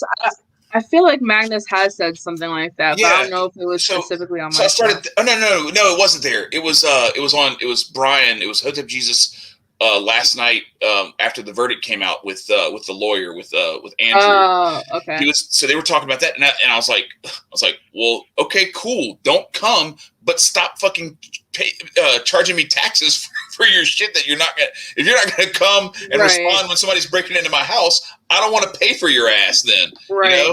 And so that's the thing. That's where I think a lot of this stuff kind of conflicts. Is that we're in a system that is compulsory. And then there's also this private prisons thing on top of it that makes it not really private. It's not really private. It's funneled to a private company, but it's funded through theft. So it's in that sense, it's not truly private, because I don't know about you, but I'm not on purpose funding any private prisons. Nope. Hey, here's $100. Keep putting people in there. No, they're getting their money from the government. Yeah, if I could choose where I sent my money, not where I'm sending my money. Right, exactly. Final question for you, Olivia, in this segment. Do you own yourself? Yes. Is there anyone who has a legitimate right to tell you what you can do with yourself? No, I feel very unfortunate that I was born in this time period, because I feel like I was born in the Wild West. I would feel like a lot more at home, because I just feel so screwed over. I was born, and now I have to listen to what people say that I didn't elect. I mean, I'm super young, so I wasn't able to elect any of these people, but it just feels like such a scam. Honestly, it feels like a scam. Sure. All right. I'm going to make a suggestion, and then I think we should move away from the indoctrination chamber. Okay. The first suggestion, and I don't generally offer solutions for people to but you're moving in a direction that I'd like to see you go farther in. I suggest that you pick up a copy of either of these books. Both of them are good at. Okay, never mind. I don't know if you remember, but that was a while. That was after the election special. Well, go ahead and say it anyway. Go ahead and say it anyway. But yeah. All right, Anatomy of the State by Murray Rothbard, or Freedom by Adam Kokesh. And the reason I chose those is because they're easy reads. Mm-hmm. My personal opinion is the best book on freedom is Ethics of Liberty by Murray Rothbard, but it's a long read. But the other two are best. I have a horrible attention span, so I really appreciate that. Anatomy of the State is you can read it in an hour. Because I'm on Twitter so much, I have a character limit on how much I can read at one time. I can read 280 characters in 1 minute. That's it. Isn't it crazy though? Because I'm not a huge fan. Luckily there's audiobooks, because I read books while I'm driving, because I drive all over the place. That's what I've been doing lately. Is audiobooks. I just listen to them, but I have the same problem, Olivia, where I start reading something and I get 3 or 4. I even do it when I'm listening to an audiobook, especially if I'm driving. You have to go back. I have to go back, because I'll be listening or reading, and something will spur a thought, and I'm just off in la la land, thinking about whatever it is that it made me think of, and then I'm oh fuck, I haven't listened to the last 12 paragraphs. Let me rewind, or let me go back and flip through a couple of pages or something. I read the shit, but I didn't retain any of it. Yeah, and so, I'm the same way where I read a shit ton of Twitter, but other than that, like it's a challenge. My ADD kicks in. The good news is all 3 of those books are available in audio format on YouTube. Yeah, for free. What are you, For free. sponsored? I wish I would love, because they're like at Macy's. It was just the way you said that. It was Yes, like, absolutely. click the link in the description below. I have Right, the go audio down. right here. I wish they were. But while we're on that subject, subscribe, like, share the episode. Go to our Patreon. Go to the Teespring store. Use code Anarchy Aquarium for 15% off. That's Right. Oh shit, man! For sure. And also, I would also say like Bastiat's The Law, also available on audio on YouTube. It's another good one. All 3 of those books are available for free on YouTube to listen to. So very good I do think whether you want to call yourself that or not, I do think you're an anarch. You are. Yeah, I know. I get it. I know it. It just means that there's no one who rules over you. That's all it means. Right. You said you were an anarch the moment you said, when I said, myself. Yeah, as soon as you said I own myself, you're an anarch. So we have a winner. I mean, I don't feel like anyone has the right to be like, pay this money so you can do this and that. Mm-hmm. I talk about business licensing a lot. Even around here, like I have to pay to renew my fucking fishing license. I think that's bullshit. Hunting license, stuff like that. I feel like the government has no right to impose it on me. I feel like it was such a ripoff for me to be born in a time period where that's necessary. It's like I live in the Wild West where there's these sheriffs making the law and you just elect them and that's it. And no one's going to tell you not to smoke weed in your house. I would just love to live like that. But I just feel like that's decentralized. I don't think that's like not like no government at all. You know? The government has to be centralized. That is what a government is. If it's decentralized and you have everybody involved, that's not a government, because there are people. Yeah, it's a community. Yeah. Maybe I have to redefine in my head what government or the state means, because you are defining in a way that when I think about like decentralized communities, self-policing in my mind, I'm just like, okay, like small governments. Mm-hmm. But you're explaining in a way that's more of like on a voluntary basis. Yeah. It's more of like self-governing, not really having somebody over your head. So I definitely appreciate the merit of that. But there was like some other things you didn't ask about, like which is like more of my conservative leanings, which would definitely disqualify me from being an anarch, I think. Like I'm a nationalist. I think that disqualifies me from a lot of We've had a nationalist on here circles. Before. But would you consider a person who is a nationalist an anarch? When you say nationalist, what do you mean? Let's dig into that a little bit, because that can be like that's a term that gets thrown around. Like the very basic sense of the word. Like I support an immigration moratorium till we figure out what the fuck is going on. I don't think we have any responsibility to anyone else. It's not to say I hate everybody else, but I'm very patriotic. Like I view.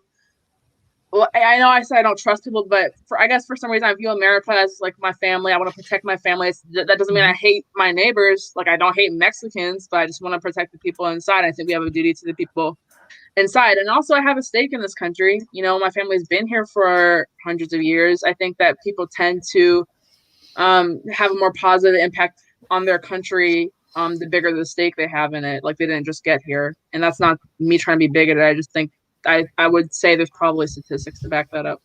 Right. So why do you need? Let me hit this real quick. Go ahead.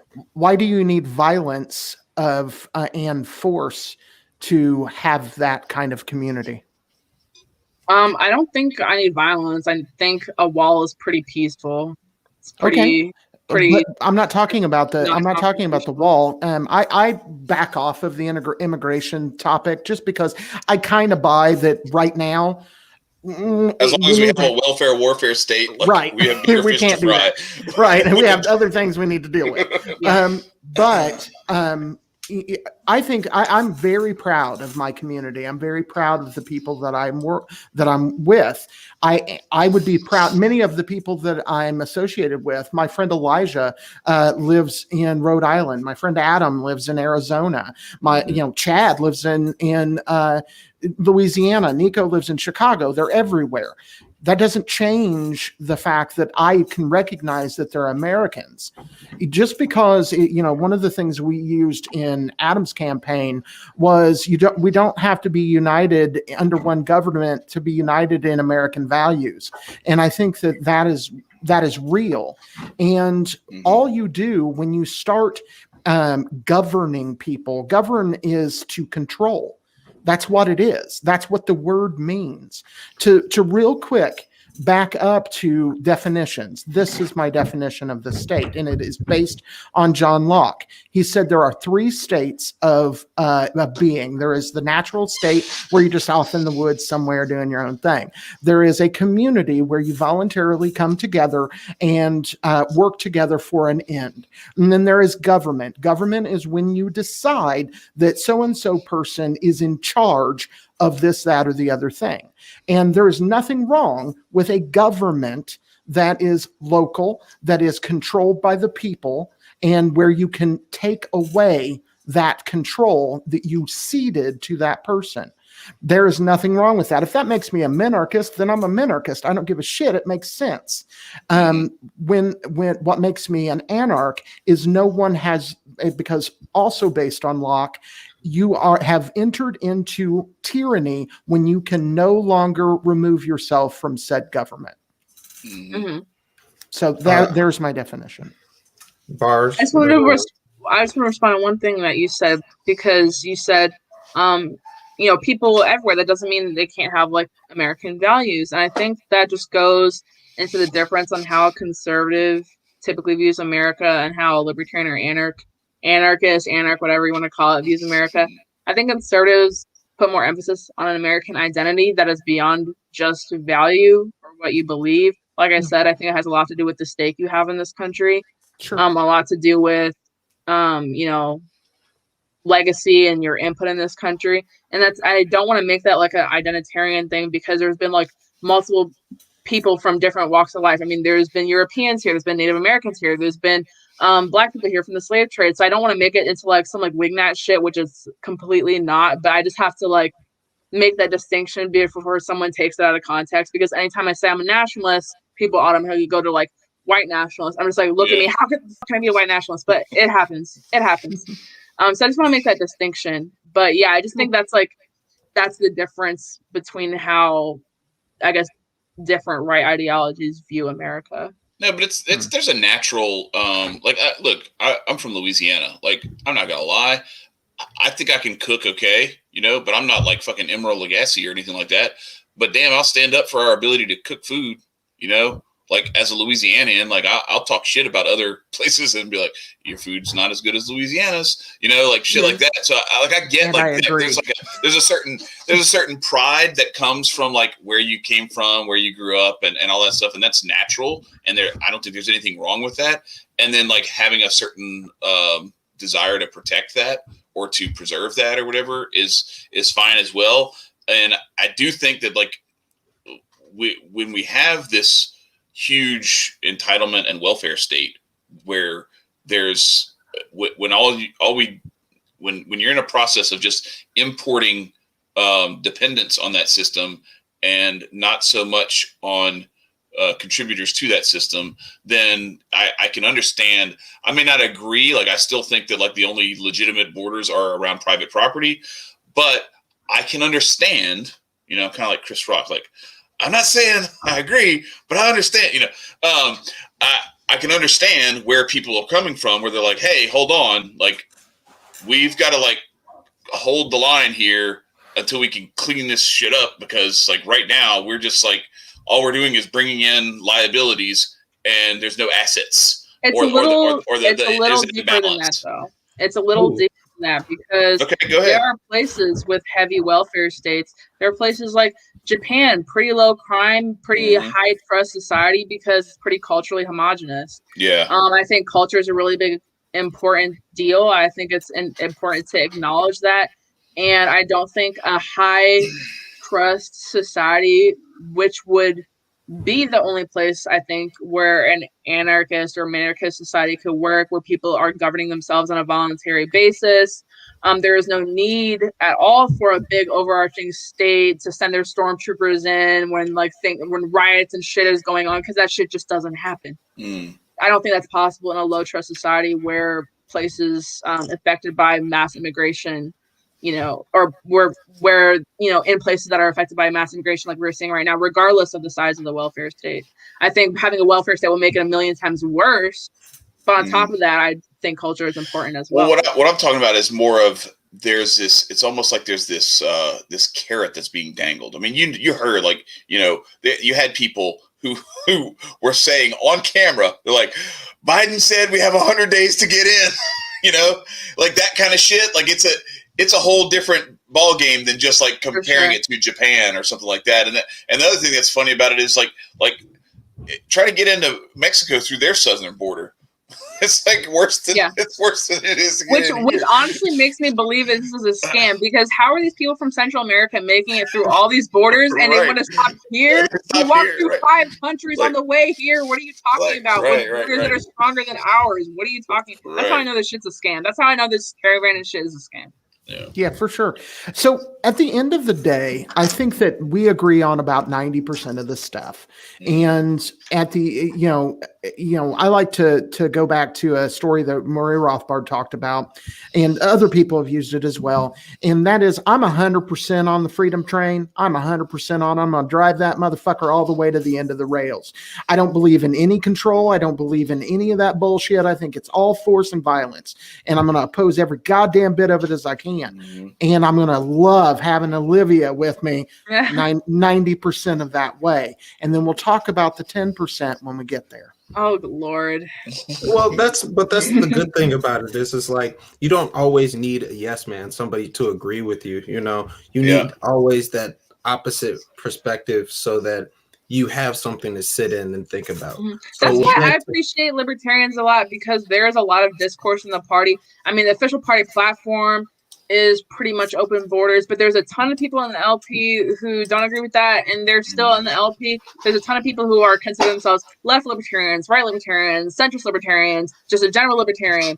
As you said, minarchists, anarchists, all in the LP, but as soon as you say something that is like not like 100% like back to blue in the Republican Party, you get the fucking boo. So I very much appreciate like the diversity of opinions that the liberty movement allows, as opposed to the left or right. I mean, if you say something about that's wrong on the left, you're racist. If you say something that's wrong on the right, you get called like a libtard. You're like, the movement, you're a rhino, you're a fake MAGA, like all these different labels that really just don't make any sense. But it's just very, very tribal. And I appreciate all you anarchs for not being that tribal. Well, we gotta be. The thing is, we're facing people. We're up against something much, much worse than disagreeing with each other about the border. Right. Yeah. These people want to put us in chains. Fuck all that. Like Josh was talking about, Michael Heiss says, these people napalm children. There's bigger fish to fry than like the quibbling over semantics and shit like that a lot of times. I was thinking about this as the anniversary of Waco just passed. I'm like, wow, there are people out here defending this shit. Yes. People out here defending this shit. I'm going to make everyone who doesn't defend that on my team. I don't care what other shit you believe in. Everyone who doesn't defend Waco, you are on my team. Right. But like, it was like all these crazy bootlicker accounts. Like, there was no other choice. I'm like, they had no other choice but to kill like pregnant women and children. I defend Waco. I don't defend the ATF and the FBI and the I defend the people of Waco. Right, the people of Waco. Right. But like, I just like, there's definitely some larger issues where I can see past like some minor disagreements. Like, okay, you wanna like create like Transgender History Month? Okay, whatever. As long as you don't defend Wake, like let's you're on my team. I don't care. I don't care. For sure. Yeah, we'll lock arms together. All right. So with that, we will release her from the chamber. I'm only gonna leave this up for a second or two. All right. 1, 2. Right, there you go. You have been released from the chamber. And so we don't, we didn't. I don't. Maybe we didn't get all the way there, but I think what we have always determined with pretty much everyone who has come on our show is that we have allies, and that's the most important thing. And like to Olivia's point, hey, you definitely convinced me to re-examine my personal definition of like government in the state. Maybe I could consider myself a minarchist. I mean, I believe in like a largely decentralized government. So I don't know. That's something I should look that's something I should look into now. Yeah. Well, and what's cool about it is that, like, I think we all have, I think everybody in here has a certain tremendous level of respect for Sonny Johnson and her approach to politics, going after things at the local level, because all of this national stuff is just like, it's just a theater to It's make kind you of pointless. make you think you're doing something when you're not actually doing anything. Yep. And, like, to the extent that we have worked in national politics, Marcus and I were part of a campaign that the specific design of it was to dissolve the federal government and return that power to the states and to the local communities. And if you think about that, it's just two different approaches to the same type of solution, where it's ultimately, it comes down to what are you doing and what will you do at your local level to try to impact your community. Because the more we, first and foremost, take care of yourself, then your family, then your neighborhood, and then expand that to your community. And the more boots on the ground work you're doing at that level and working its way out, the more really, really solid communities we're going to have. Mm-hmm. And then not only are you less dependent on a totalitarian centralized state in Washington, D.C., you actually are strong enough to push back against it. Mm-hmm. So yep. Comes back to Sunny. I love that. I love that everyone loves Sunny. That's like, she is like my second mom. Like, y'all, one day I'll like write an autobiography. I'll like make it public knowledge. But like, she, like, the amount of times that woman has checked up on me behind the scenes, like, I can tweet something that everyone else will think is a joke, and she'll know that's like a cry for help, and like I'm really suffering. She will like call me and start screaming at me. She'll literally be like, you need to get your mental health together. You need to get your shit on your game. There has been times within like the last 2 years where she'll be calling me at wrestling practice. I'll like leave the wrestling room. Everyone's yelling at me like, where's Olivia going? She's on the phone. I'm like, Sunny, literally, true story. Sunny, I'm in practice. And she's literally screaming at me because I'm depressed. She's like, you need to stop. Like, she's just my mentor. I love her. Yeah, she's my auntie. She has no obligation to be so like caring and like motherly towards me, but she does. And I've only met her in person. I've met her in person once, and she has. I was hoping to meet her in Atlanta, but I know she had some. Oh, some I was issues so where she couldn't sad. come. I was sad too. I called her up. Yeah, I was so sad. But I've only met her in person on one occasion, and even long before then, she was on my ass all the time, like trying to get me to do better. So I really appreciate her. Yeah, no, that's the community. Salt of the earth. Yeah, that's the way that we build each other. You have that one mentor. And I always go to this. It's always about the person who leads their family, to their neighborhood, to their society.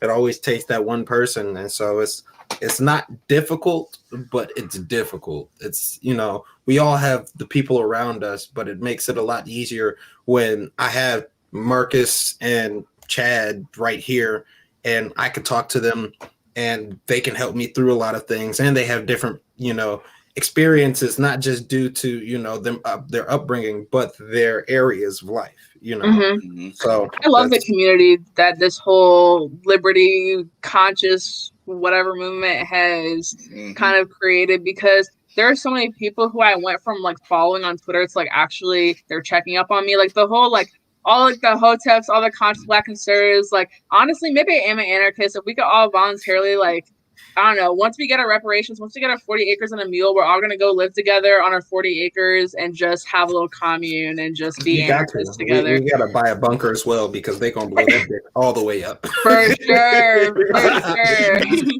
Set up some of those anti-missile defense systems or whatever. Everybody taking $1. I think we got this, boys and girls. For sure. I think we got it. For sure. And use us to scare the shit out of people that are like, be like, hey man, I'm just saying we need to pull that shit back. If you mess around, these anarchists are going to fuck shit all up. Use us to scare the fuck out of the statists. For sure. Honestly, we need to start like a Twitter thread or like a YouTube video or something, like our dream picks for our commune. It could be anyone from like the Liberty movement online, the dream commune, dream voluntary government. Let's go. We'll buy it. There you go. That's great.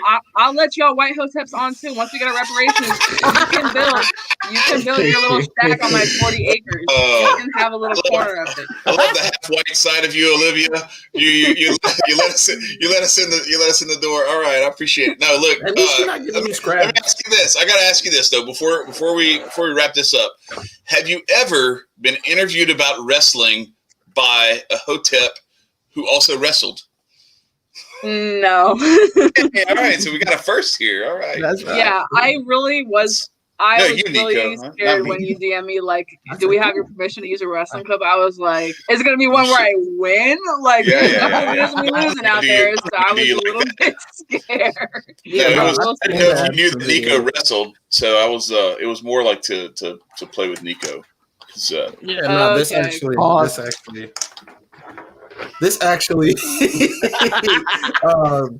was very interesting. I don't meet that many wrestlers and not women wrestlers like that.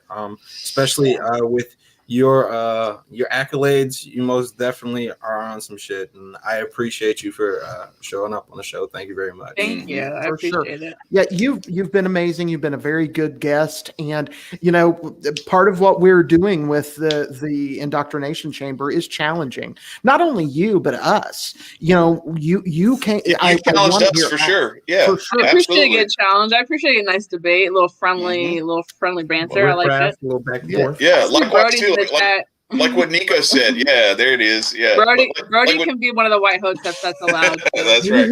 But like Nico said, it's good to have you push back on us too. Like you didn't. I like the fact that you didn't feel like you needed to agree with us to like be safe here. Like it was like let me tell you what and I appreciate that because it helps us to. And I actually think that like we're very close on a lot of this stuff. There just may be some like very subtle disagreements, but it's not the kind of stuff that we're going to fight over because like I said, we got bigger enemies, and like you're an ally in this, and that's why we wanted to have you on. I've seen you go at it with people on Twitter and on your YouTube videos and everything else. I really appreciated watching you from the conservative side push back on some of that. The back the blue, the defend the cops and all that stuff. Scared of it, but not anymore. That's why I said like when I come on shows where people definitely want to challenge my views in like a friendly way, like you guys are doing. Like I'm gonna have my own opinions because I'm so used to like the hate and malice I get from people who are so against having their views challenged on really big issues such as law enforcement and like the police and just, the typical Republican viewpoint, which is like, you can't be a Republican. I think there are a lot of great Republicans. I'm like a huge Thomas Massey fan. I'm pretty partial to Rand Paul. There are some good Republicans out there that you don't have to be a bootlicker to be a Republican. Right.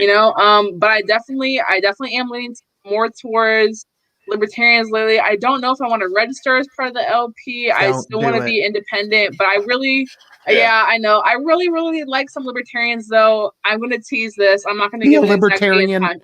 Be a libertarian Republican.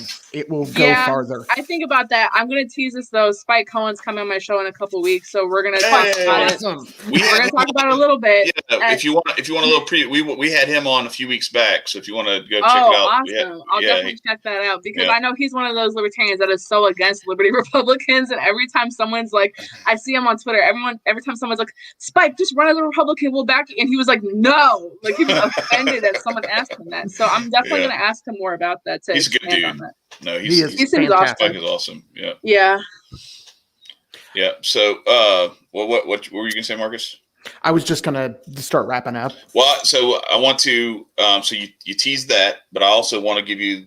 This is your opportunity. If you've got anything you want to plug, we have a good bit of your links in the description already. We have the link to the links too.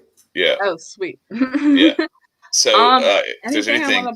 Plug. I mean, I'm just I'm in the starting stages of doing my live streams on YouTube. I've only done 7 or 8 at this point, but they've all been, pretty well received. People seem to like them, so I'm going to continue with that. Spike will definitely be my biggest guest I will have on so far, but it's really not about like followers or influencers. I just like to talk to people who I don't necessarily agree with, but like you said, will challenge my views and stuff because I've had an anarchist on my channel before. I mean, I don't know. Is Magnus considered an anarchist? He calls himself a mutualist, and but I would think so. Like I think he's okay. he's I've had another anarchist or two on besides him, who are definitely like self proclaimed anarchists. So I definitely like talking to people like that. Other things in the works. I do have. You had Reed Coverdale, didn't you? Yeah, he's a self-proclaimed anarchist, and he's really cool. And I really didn't want to have him on at first, but somebody, I made the mistake of tweeting. I was like, "Hey guys, who should I have on my channel?" And somebody tagged him, and then he already responded, "Yes, I'll go on her channel," without me like responding. And I was fuck, like I really I followed him on Twitter, but I was really scared of him because I would just see him dragging the shit out of people on Twitter, even people that he likes, because he worked on like the Tulsi Gabbard campaign. He's just dragging the shit out of her every single day. I'm like, I don't want to have him on my channel and look like a fool. But he was actually nice to me, but I did not want to have him at all. But I couldn't just be awkward and pretend I didn't see his comments. So I was just like, fine. So that's how he came on my show. But I didn't regret it. So since then, I've had more people that I disagree with. But other than that, I do write a lot of articles. I have an opinion column in the Rogue Review, and I do write a lot about like liberty and stuff. A lot of stuff that's going to challenge the Republican viewpoint. One of my more controversial videos is Dan Israel First Crenshaw as a statist. That created a lot of waves. I have similar feelings about Ron DeSantis, and that's going to be in my next Rogue Review opinion article, my column probably coming out this week. Nice. Other than that, there's some couple other stuff. I don't know if I should say this. I'm not going to say the name of the show, but next month there is a new HBO show I'm making a guest appearance on in the pilot episode. So just watch out now. Stay tuned for that. That's going to be pretty cool. Right. But yeah, I'm like everywhere. I'm doing a bunch of different shit. But yeah. Cool. Don't forget us as you launch off on your. How could I? No, I will never forget. I will never forget when this man Hotep Nebuchadnezzar came up to me at the Solutionary Summit. I was like, "Oh my God, that's Hotep Nebuchadnezzar. That's the famous white Hotep." Did you seriously say that? No way. Yeah, I turned to Sharice. I was like, "Oh my God, I'm pretty sure it's Hotep Nebuchadnezzar." I was like, God, that's crazy. See, what's crazy about that is like y'all made me nervous. Y'all are intimidating to me because I'm like, look, I got like my daughter's like that age and everything. I don't want them to think I'm some like oogie, like dirty old man or something like that coming up like I'm trying to like hit on them or anything like that. But I want to meet these people. No, like, can I say something though? Because at first I didn't know who Brody was, and when he first started talking to me, I was like, "Who is this man talking to me?" Then I realized who he was like later, but I was like, "Oh my God, like this old white dude trying to talk to me." I'm sorry, Brody. I know that's not the case now, but yeah, I was worried about being that guy because like it's just being a woman online. You get so many like weird creeps in your DMs. So like meeting like grown ass men in real life is like always kind of like weird until you like find out their intentions and stuff. But like, I don't know why people kept saying they were intimidating me at the Solutionary Summit. And Nico, you're not the first person to say that they didn't want to talk to me if they saw me like walk away and like Chicago and stuff. Wait. The only reason why, and now we can actually get into it. Okay. Oh yeah, that's right. This is right before the show. I just had like too many people come up to me and be like, "Oh, I saw you at so and so event. I didn't want to talk to you." I'm just like, look, I don't know. I would have like after they mentioned you were a wrestler, I was like, "Oh, let me go talk to her." And then like I saw a big old and it said Trump, and I was like, "Am I in the right place?" The only thing is like you were only there for Maj. I just thought that there was like. It just was like a weird vibe for me. Nico thought I set him up because I like texted Maj. I was like, "Hey, look, my friend Nico lives in Chicago. He wants to meet you. Where are you?" And he's like, "I'm at this place. It's like the Smoke something. I don't remember what it was. Some bar or something like that." And then they were going to the event. And, like Nico got there like as they were leaving, and they were going to this thing. And he's like, "Bro, like you sent me to a Trump rally." I was like, "Man, I didn't fucking know. Like, I just wanted you to meet Maj. I just wanted you to meet Maj." The majority of the people who are in the Walk Away movement are like huge Republicans, but Brandon and all the people in charge, they really don't care that I'm not a Republican. Like, they don't care that Maj is not a Republican. I think they actually value like the diversity of opinions. And people always compare like Walk Away to something like TPUSA or Blexit, but I think it's very different because I would never be allowed to speak at a Turning Point event or a Blexit event, or And Maj, I know he has spoken at Turning Point events in the past, back when I guess he was more a little bit more palatable, and back when he was strictly on like the Black Guns Matter thing and marketing it towards those people. But now I don't think they would ever have him back. I don't think they would ever have him on. So that's the main difference. So I think it's like I don't want to call it a Trump rally, but honestly, I did get uneasy because they had us all on like this kind of like tour bus type thing, like where like It was like me, Maj, and like Joy Villa sitting in this tour bus, like parked outside. It was like kind of near like the baseball stadium, I guess is where it was. And I looked outside and there's like this huge march of people with like thin blue line flags. And I was like, I had to change my setup a little bit. I was like going to talk a little bit about the cops. I was like, I don't want to get lynched right now, so maybe I won't.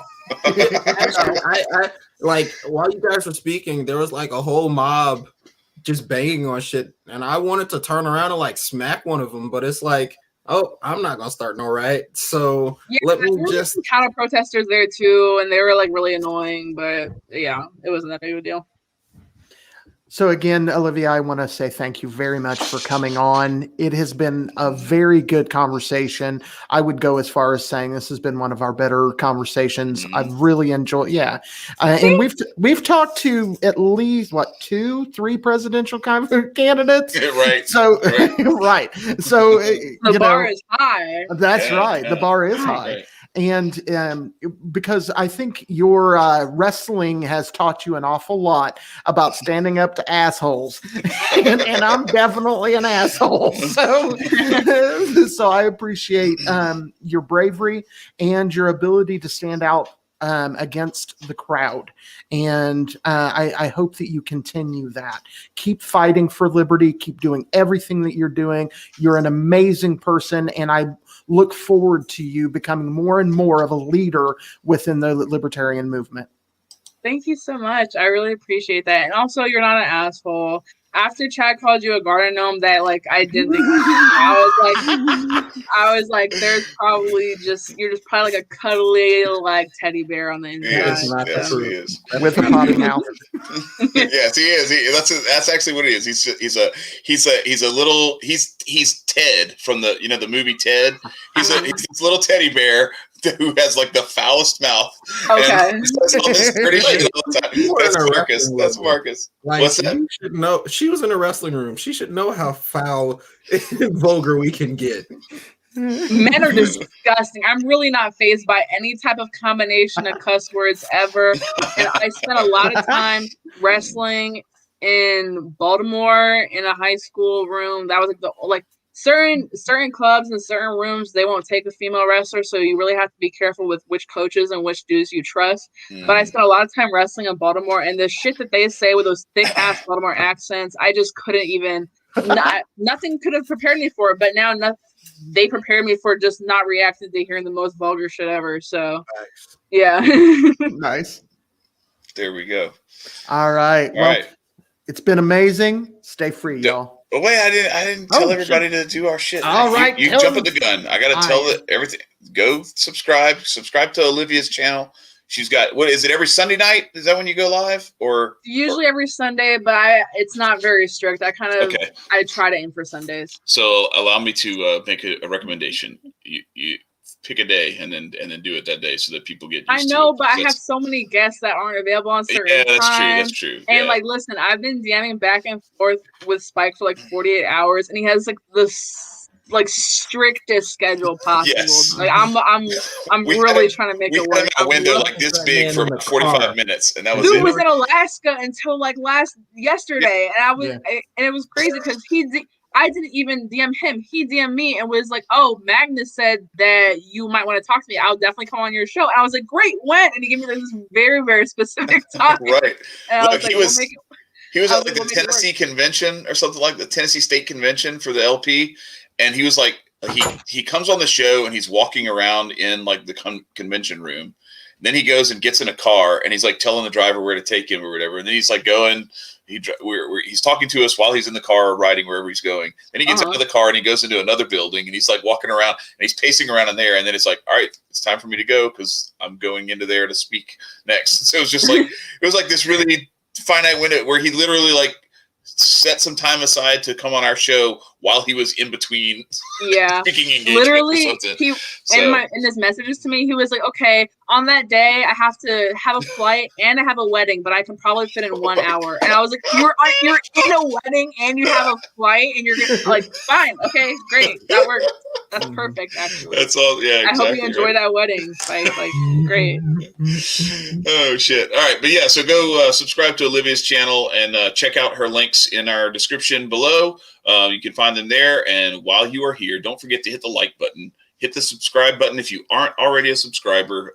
We've got great guests lined up for the next couple of months, really. And also go to the Patreon, become a patron. At the $5 level, you get to join our beautiful Anarch chat on Telegram, where we have many gun building and other types of discussions that go down on there.